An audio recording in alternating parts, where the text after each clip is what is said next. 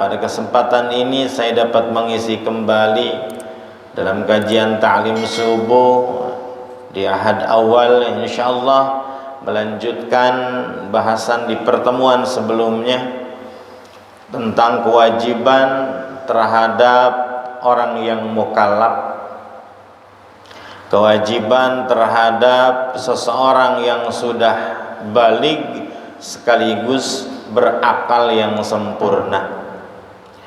Faslun yajibu ala kulli mukallafin.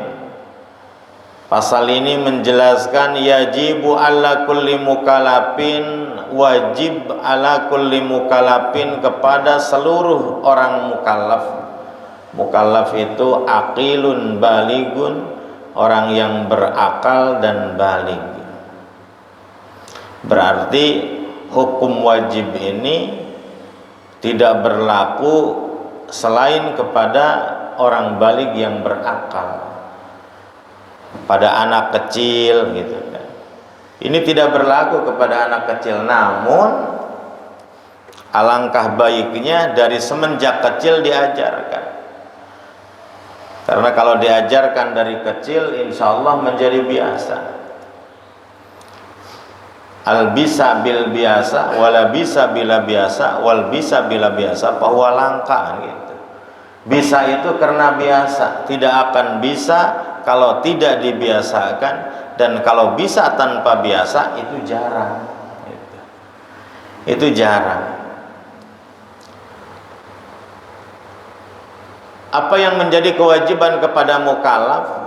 Ada ujami ma aujaballahu alaihi, yaitu melaksanakan seluruh perkara, seluruh kewajiban-kewajiban aujaballahu alaihi yang telah mewajibkan Allah kepada mukallaf. Seluruh kewajiban-kewajiban yang diperintahkan Allah kepada orang mukallaf, kepada orang yang berakal dan baligh, ya. Ya, kalau muslimnya jangan dibahas lagi, dalam arti kemarin kan yang muslim gitu ya.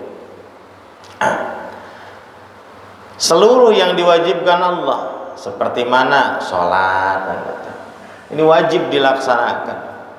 Wajib dilaksanakan kalau sudah baligh ya. Berarti kalau sudah baligh di usia SD, biasanya usia kelas 6 itu kalau anak laki-laki. Anak perempuan pun hampir sama, di usia kelas 5, kelas 6 ya. Yang sudah haid gitu.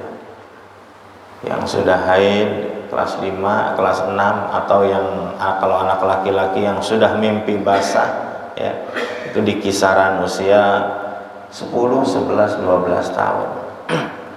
Meskipun ada yang sampai 15 tahun belum ya, belum mimpi basah, belum haid ya, sampai 15 tahun, maka 15 tahun menjadi patokan. Tapi aglabiah di zaman sekarang itu kan kebiasaan kebanyakan, apalagi dengan gadget, dengan HP ya, anak itu lebih cepat dewasa, sehingga kemungkinan kalau untuk saat ini kalau yang anaknya aktif gitu kan, itu di usia kelas 5 atau kelas 6 SD ya, di usia 10 atau 11 tahun itu sudah baligh. Maka kewajiban bagi mukallaf, walaupun anak kita baru usia 11 tahun, kelas 6, kalau sudah haid, maka kewajibannya sama dengan ibunya ya, sama dengan orang tuanya. Statusnya bukan anak kecil lagi karena sudah baligh ya. Sudah baligh dianggap dewasa kalau menurut hukum mukallaf atau hukum agama, walaupun masih kelas 6 SD. Anak laki-laki kita baru kelas 6 SD ya, baru anak kelas 6 SD, tapi sudah mimpi basah, sudah baligh ya, maka status hukumnya sama dengan kita, dengan orang tua ya. Nggak ada kata maklum, dimaklumlah dia mah anak kecil, bukan anak kecil lagi kalau sudah baligh Pak. Kalau udah kelas 6 nggak sholat itu jangan dimaklum, karena statusnya sama dengan kita, ditaklif ya, dipinta kewajibannya harus dijalankan. Satu kewajiban tidak dijalankan maka berdosa, puasa dan sebagainya, maka pembiasaan dari usia sejak dini, dari usia 7 tahun gitu kan. Dalam hadis kan perintah anakmu itu kan murus sabiyya bisab'in gitu. Perintah untuk sholat anak kecil yang usia 7 tahun gitu. Sebagai orang tua wajib memerintahkan kepada anak yang usia 7 tahun, ayo sholat kalau udah 7 tahun. Namun min ghairi min ghairi darbin gitu kan. Kalau 7 tahun hanya diperintah, tapi kalau udah 10 tahun masih belum mau melaksanakan kewajiban sholat, puasa dan sebagainya, maka orang tua dianjurkan untuk mendidik secara keras lagi, ya, dengan memukul, tapi min ghairi mubarrohin, yang tidak menjadikan bekas luka gitu kan. Dipukul dengan sejadah, pukul dengan sorban, dengan sarung, sholat. Nah, kalau udah 10 tahun sudah harus. Kenapa? Karena tadi di 10-11 itu kemungkinan sudah balik 11 tahun gitu. Kalau 7 tahun ya belajar, ayo gitu. Ayo kalau udah 10 tahun, udah kelas 5 nih, kelas 5 belum mau sholat, belum mau puasa, maka tadi kamu makan mulu gitu kan. Jam 12 buka, udah kelas 5 jam 12 masih buka juga. Kewajiban, karena dikhawatirkan di kelas 6 sudah balik, belum mampu melaksanakan puasa, menjadi dosa, Pak. Jadi statusnya kalau sudah balik sama seperti kita, anak-anak kita. Makanya biasakan dari kecil ya untuk melakukan. Kadang-kadang kan orang tua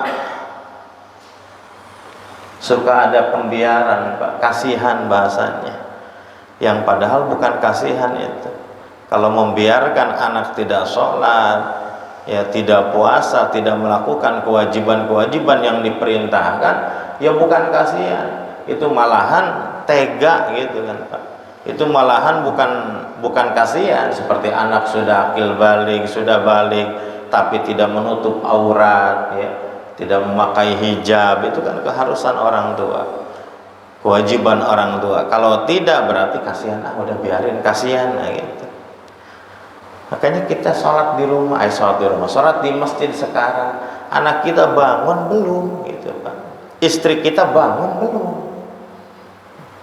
Kita sholat ke masjid, berangkat ke masjid, anak sholat enggak, gitu. Istri bangun belum. Kalau istri enggak bangun, belum bangun, enggak sholat, ya berarti tadi, ya, kita tidak memerintahkan. Ketika bangun, bangunkan anak-anak kita. Kalau laki-laki bawa ke masjid. Ya. Kalau yang udah mumayyiz, jadi boleh bawa anak ke masjid, boleh kalau memang sudah mumayyiz, dalam arti bisa diberi arahan. Ya usia 5 tahun, ketika diam, anak itu masih dengar, tahu dengan kata diam. Tapi kalau belum mumayyiz, dia masih ngompol, itu jangan dibawa ke masjid, takutnya kan ngompol dan sebagainya. Yang usia 2 tahun, ya, yang masih ngompol sendiri gitu kan, pipis di celana gitu. Kalau disuruh diam, jangankan diam, malahan lari-larian karena belum mudeng, Pak. Tapi kalau udah mudeng aja, ya, seperti usia 5 tahun, kalau suruh diam ya ikutin ayah, nah, di samping, ya, itu boleh, Pak. Ajak, ya, sehingga biasa. Kadang-kadang gitu, ketika kecil ingin ikut sama bapaknya terus ke masjid, giliran udah agak gede dikit, sholat aja males ke masjid gitu. Itu harus dibiasakan. Bangunkan anak yang udah sekolah dasar ke masjid, ayo. Awal-awal itu pasti susah, Pak, namanya anak kecil, bangun tidur subuh luar biasa. Itu proses. Kalau udah 1 tahun 2 tahun itu udah menjadi kebiasaan, Pak. Sama, ya, kalau mendidik itu, kalau udah jadi biasa kan nyaman lagi. Tapi proses, kalau kita 1 tahun atau 1 bulan ini kalah sama anak, ya udah kalah, ya udah kasihan, dia ngantuk, udah biarin tidur, udah sholatnya di rumah aja, yang penting sholatnya di rumah gitu.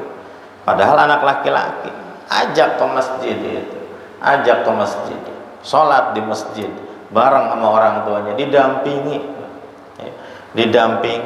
diajak, sehingga kalau udah 1 tahun gak nggak usah nyuruh lagi. Kadang-kadang ketika mendengar azan langsung keluar gitu. Langsung keluar, langsung ke masjid gitu. Kalau sudah dibiasakan. Orang tuanya belum bangun, ketika mendengar azan langsung ke masjid. Orang tuanya kesiangan gitu kan. Bisa saja kalau sudah biasa. Wa yajibu alaihi ayu'addihi ala ma amarahu bihi minal ityani bi arkanihi wa syurutihi. Dan menjadi kewajiban juga bagi mukallaf, bagi seorang muslim yang berakal dan balik, ayu'addihi ala ma amarahu bihi, melaksanakan apa yang sudah diperintahkan oleh Allah kepada mukallaf tadi, minal ityani bi arkanihi, menjalankan rukun-rukunnya, bukan sekedar melaksanakan sholat, bukan sekedar sholat ke masjid, sholat aja ikut gitu kan, tapi melaksanakan rukun-rukunnya. Bener enggak rukun sholatnya? Ya, ruku, sujud, wa syurutihi, dan syarat-syaratnya bener enggak? Wudunya ya, dilaksanakan tidak wudunya, bagaimana menghadap kiblatnya, itu syarat-syaratnya ya. Wa yajibu mubtilatihi, dan tidak melaksanakan yang membatalkan sholat, puasa dan sebagainya, bener enggak? Jadi kalau memerintah jangan hanya cukup ke masjid saja, perhatikan pergerakan anak kita. Makanya anak itu ada di samping atau di depan yang kita bisa pandu atau kita bisa lihat. Kalau diajak ke masjid, kitanya di depan, anak di belakang, salto Pak di belakang. Kalau nggak ada Mang Enjoh yang nungguin di sini gitu kan. Ya namanya anak Pak, apalagi kalau kemarin lagi viral-viralnya yaitu jungkir balik, lagi sholat jungkir balik, pala di bawah gitu kan ya. Anak-anak kalau lagi viral-viralnya ikut yang viral gitu, lagi sholat palanya di bawah, kakinya di atas, itu bagian belakang ya, Masya Allah. Dan itu bisa terjadi kepada siapa saja, termasuk anak saya. Sama Pak ya, namanya anak-anak itu emang sifatnya main sifatnya main, bercanda ya, bercanda pasti ya. Makanya dipandu, kalau nggak ada orang tuanya itu pasti main Pak, di belakang sama teman-temannya ya. Kalau ada orang tuanya takut sama bapaknya, takut sama gurunya.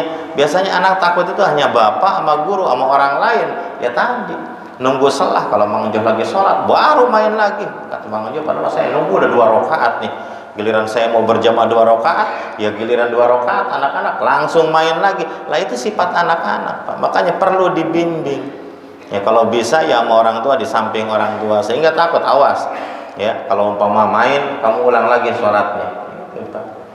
Saya kadang-kadang di belakang anak gitu, anak saya di barisan pertama, saya barisan kedua, ngontrol gitu, sehingga pergerakan ketika dia nggak benar sholatnya, rukunya itu ruku dan sujudnya itu mendahului imam ya, saya kasih arahan ya, ruku itu jangan asal ruku. Kalau imam belum bangun, kadang-kadang gitu kan anak, imam ruku dia ruku, ketika imam belum dia udah duluan ya, kita kasih arahan kalau sholat itu ya jangan mendahului imam ya, gitu. Ulang lagi ya, gitu, dengan disiplin ulang lagi ya. Saat itu juga karena posisi saya kan selesai makmum, tidak wiridan gitu kan, imam ulang lagi, disuruh ulang lagi, mau Bang ulang lagi gitu.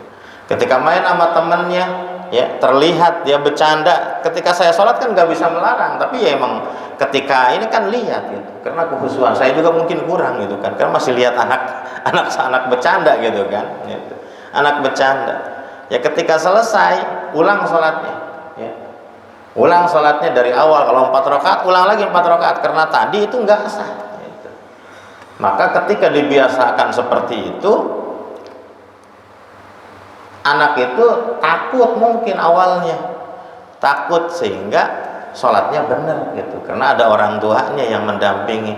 Dan awal takut ya mungkin nanti menjadi kebiasaan, sholat nggak serampangan gitu, sehingga sholat jangan gabung sama anak-anak yang lain, sama anak-anak kecil yang suka bercanda. Kamu di depan sendiri, gabung sama bapak-bapak nggak apa-apa ya, di pojokan. Yang penting jangan gabung sama anak-anak yang spesial yang bermain, karena dipandu tadi Ya kadang-kadang kan yang main itu ya anaknya main, bapaknya kan nggak ada di masjid ya gitu kan.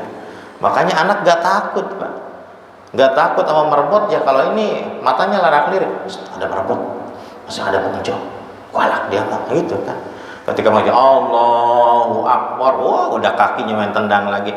Ya itu Pak. Sifat anak-anak seperti itu kalau tidak dibina. Jadi wajib bagi kita menjalankan bukan hanya sholatnya, tapi menjalankan rukun-rukunnya ya, dengan sebenar-benarnya, dengan sempurna. Wa syurutihi, dan syarat-syaratnya.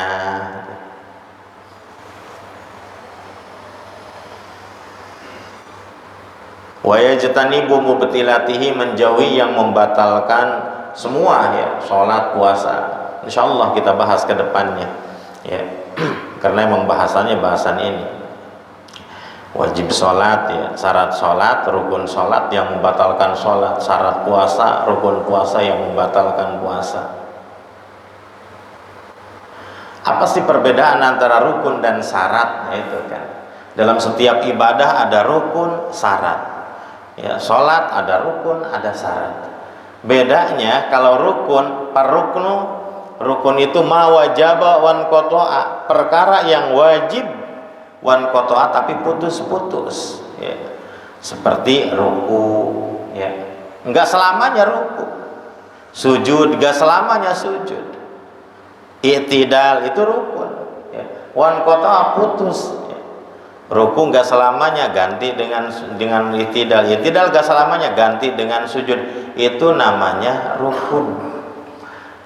Syarat wa syartu ma wajab wastamar, kalau syarat perkara yang wajib tapi selamanya ada ya, selama sholat berarti harus ada, seperti menutup aurat itu syarat. Dari awal sholat sampai selesai sholat berarti aurat harus tertutup. Aurat harus tertutup, namanya syarat. Suci dari hadas kecil, suci dari hadas besar ya, punya wudu, suci dari hadas besar ya, tidak mempunyai junub.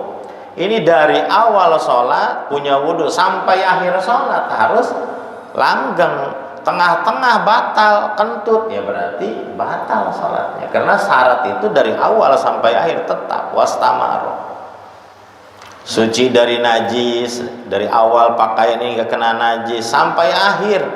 Ya kalau umpama tengah-tengah malah ada kotoran cicak jatuh ke baju kita, ya berarti kan itu bisa batal sholat.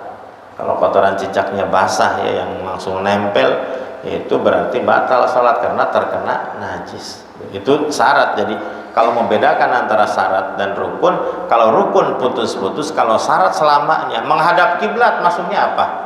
Syarat apa rukun? Syarat, karena dari awal sampai akhir kita harus menghadap kiblat. Itu termasuk syarat. Jadi kalau ditanya, kalau biasa anak-anak sekolah kan gitu. Ya, kita ngejelasinnya kalau ke anak sekolah, ya syarat ini kalau ruku sujud itu syarat rukun, mikir dulu. Oh rukun ya, karena tadi berubah. Menghadap kiblat syarat nah gitu, karena tetap itu. Simpelnya gitu Pak, perbedaan rukun dan syarat. Sama dalam puasa juga. Ya, dalam puasa ada rukun, ada syarat. Syarat puasa gitu. Syarat sah, syarat wajib.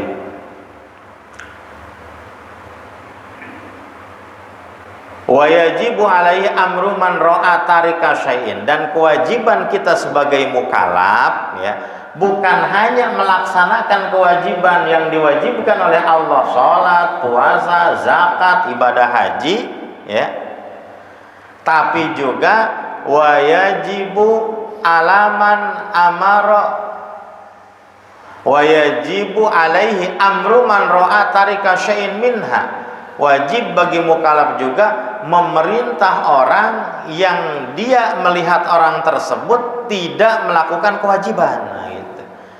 Bahasanya kalau umpama kita melihat yang enggak sholat, maka wajib nih kita memerintahkan. Kalau dia tahu Islam nih, ya, Islam, sholat, wajib kita memerintahkan. Ya. Wajib memerintahkan. Contohlah, sering kan Pak, kalau kita nongkrong ya, sama tongkrongan udah jam 12 ya, kita sholat ke masjid, balik lagi ke tongkrongan teman kita ini masih aja duduk nongkrong sama gengnya ya, kita ikut sholat dulu ayo sholat, baru jam 1 ya, ngobrol mana, sholat udah jam 2 bentar gitu kan. Itu wajib kita merintah Pak. Kalau sama temen ya, sama tongkrongan, sama ngeriung lah gitu kan, kadang-kadang lagi ngobrol gitu, ngobrol sama teman kan anteng Pak kalau lagi ngobrol zuhur ya, kita udah sholat, teman-teman belum sholat, maka wajib kita memerintahkan ayo gitu kan, ayo sholat ya, wajib Pak.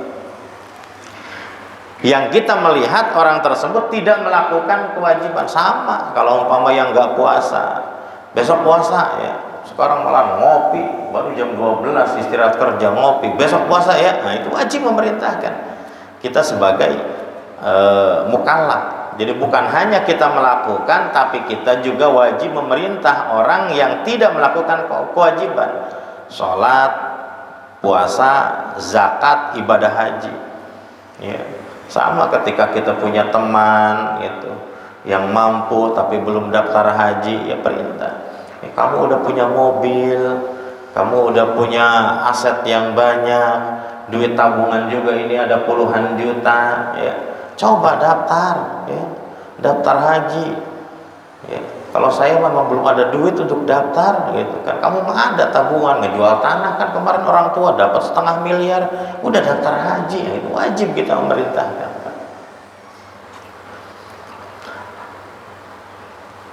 Awayati biha ala ghairi wajhiha, atau melaksanakan tapi tidak sesuai dengan aturan ya, aturan syarat dan rukunnya tadi. Sholat mah sholat, tapi sholatnya nggak benar. Seperti tadi saya contohkan, anak saya sholat, tapi ketika sholatnya nggak benar, maka wajib diperintahkan melakukan yang benar. Bukan hanya diperintahkan sholat saja, ya, tapi perintahkan yang benar. Kalau memang dia tidak menghadap kiblat, seperti ya badannya malahan menghadap ke belakang main sama temennya, maka ulang, itu salah. Atau seperti melakukan gerakan lebih daripada 2 kali ya, 3 gerakan, itu kamu batal tuh, masa sholat kayak gitu ya, ulang lagi. Sholat itu kakinya jangan seperti itu gitu ya, diam, jangan goyang-goyang dan sebagainya, batal gitu. Sama kalau kita melihat ada orang yang sholat salah pergerakannya atau salah dalam gerakannya, wajib kita membetulkan. Seperti dalam rukunya cuma doyongnya baru segini ya, tidak sejajar, itu tetap maaf Pak. Cuma kalau menegur ya, memerintah ya, mungkin jangan di hadapan, ngobrol berdua, maaf Pak, perasaan tadi ya, saya sholat di samping Bapak rukunya cuma segitu, itu tidak memenuhi minimal hada ruku gitu kan. Rukunya seperti itu, minimal ruku itu ketika tangan itu sampai ke lutut gitu. Ketika sampai ke lutut tangan itu batas minimal ya, meskipun posisinya agak miring ke atas, tapi kalau udah tangan sampai ke lutut itu udah mencukupi syarat ruku gitu kan, syarat ruku ya. Tapi bagusnya ya posisi punggung itu kan sejajar sampai ke bokong itu sama ya, sama. Tapi kan ada had minimal, had minimalnya tangan sampai ke lutut itu minimalnya ya. Kira-kira tangan ke lutut itu bagi yang punya tangan, kalau yang nggak punya tangan dikira-kirakan ya gitu kan, dikira-kirakan minimal. Tapi kalau doyongnya masih cuma dikit gitu kan ya, ininya di paha, tangannya di paha gitu kan, itu kan belum cukup. Kalau tangan hanya di paha ya, belum sampai lutut, itu diajarin kalau ke anak kita atau kepada tetangga, maaf Pak, oh seperti itu ya, saya nggak tahu, kirain seperti ini. Kalau diajarin dengan baik, yang tidak tahu ya mungkin dia akan nerima. Tapi kalau ditegur di hadapan umum setelah sholat, Pak sholat itu yang benar, wah dia akan tersinggung Pak. Jadi negurnya itu secara perlahan. secara pelan-pelan, ngobrol semuanya udah pulang gitu. Atau sujudnya gak bener. Mana sujudnya? Ya sama, ya seperti sujud di peci gitu. Dia sujud tapi pecinya ya seperti ini gitu. Ini kan termasuk syarat sujud itu dengan jidat. Kalau pecinya gini, mau gimana sujud? Ditegur, maaf Pak, ini pecinya ya jangan terlalu ke bawah. Ini kalau gini jidat ini kan nggak sujud. Nah, ke atasin Pak, ya, sehingga ada nih jidat untuk sujud itu. Apalagi kalau umpama pakai peci haji kegedean, pas mau sujud udah gini, udahlah yang penting gitu aja. Kita lihat nih posisinya karena kita ada di belakang gitu kan. Dia udah sujud, mungkin kita belum lah. Tegur, tapi cara negurnya itu ya dengan etika. Ya setelah pulang semua, maaf Pak, saya tadi lihat sujudnya kok kepala. Iya ini peci kegedean. Ya walaupun peci kegedean tetap sujud itu jidat Pak. Omong gitu. Oh, ya. Ya, itu aturannya atau itu kewajibannya. Kita perintahkan yang tidak melaksanakan sesuai syariat atau sesuai aturan-aturan sholat, ya kita perintahkan tadi. Ruku, sujud, ya, berdirinya, duduknya, ya, duduknya. Kecuali kalau umpama saya rukunya emang nggak bisa, punggung saya ini sakit, saya gak mampu, dipaksakan, saya mampunya cuma segini, punggung saya bungkuknya udah sakit banget, itu beda lagi, jangan dipaksakan gitu. Ya, jangan dipaksakan. Sama kaki dan sebagainya, itu kalau udah gak mampu kan gak bisa dipaksakan. Wa yajibu alaiqahru ala dzalika in qudira alaih, dan wajib juga memaksa untuk melaksanakannya. Ya berarti ini wajib kita memaksa. Kalau umpama teman belum sholat, tarik Pak, ayo ke masjid, ya, ditarik, dipaksa.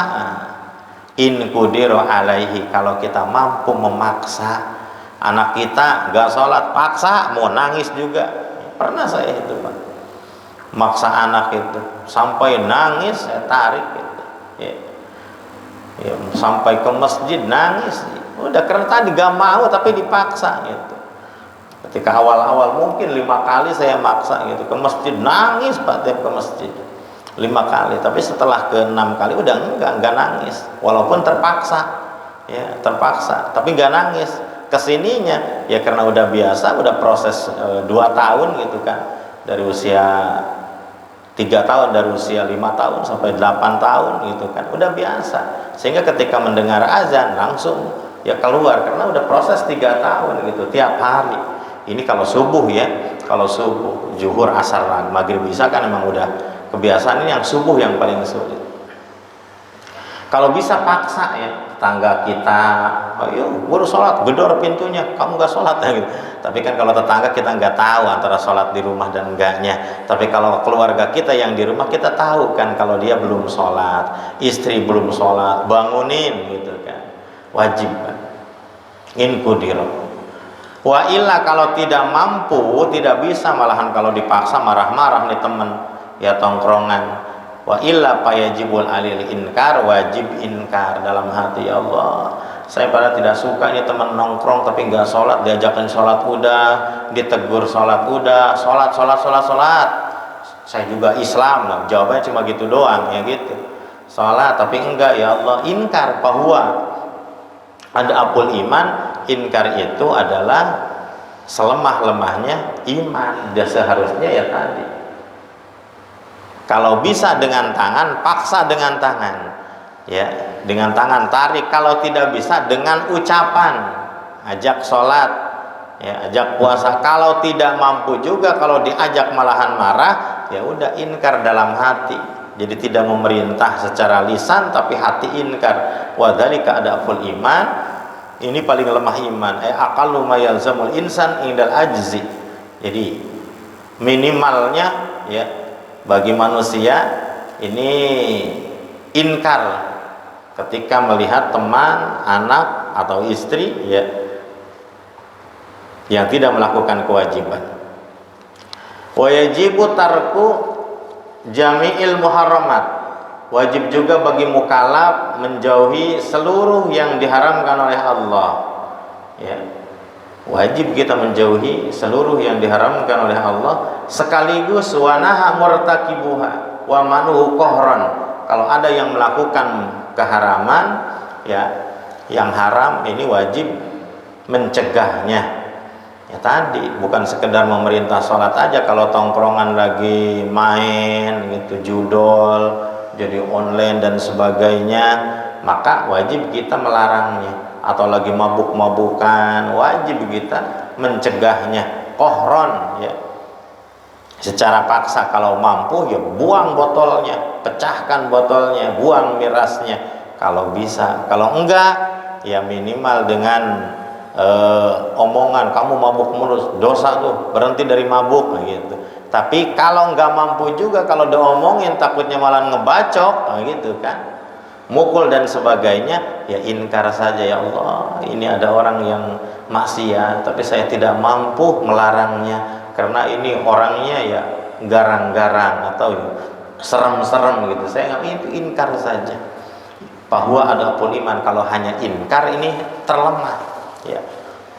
Makanya kalau yang tongkrongannya sama temennya yang mabuk dan sebagainya, itu tantangannya minimal kalau mampu ya ngomong tadi, itu sedang ya. Kalau umpama ngomong jangan mabuk mulu, itu sedang. Tapi kalau gak mampu juga, kalau dia ngomong takutnya malahan tersinggung, nanti berantem, kita digebugin, ya udah inkar saja, jauhi tempat maksiat itu. Ya jangan ikut nongkrong gitu.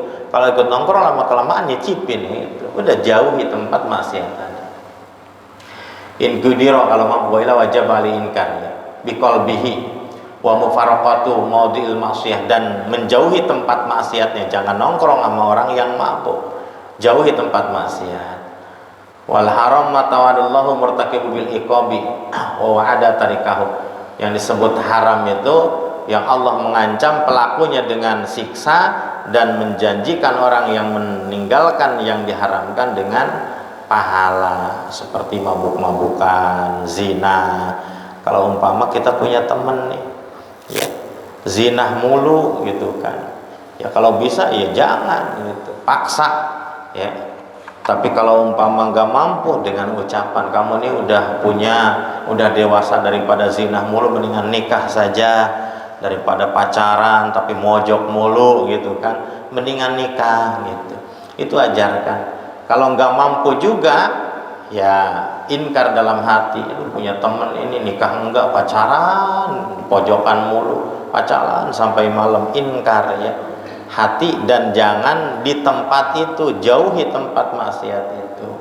Hadirin jamaah yang dirahmati Allah, mungkin untuk bahasan kali ini saya cukupkan sekian, kurang dan lebihnya mohon maaf. Apabila ada kata-kata yang salah atau bahasa-bahasa yang kurang tepat, mohon dimaafkan yang seluas-luasnya. Ditutup dengan ucapan billahi taufiq wal hidayah. Assalamualaikum warahmatullahi wabarakatuh.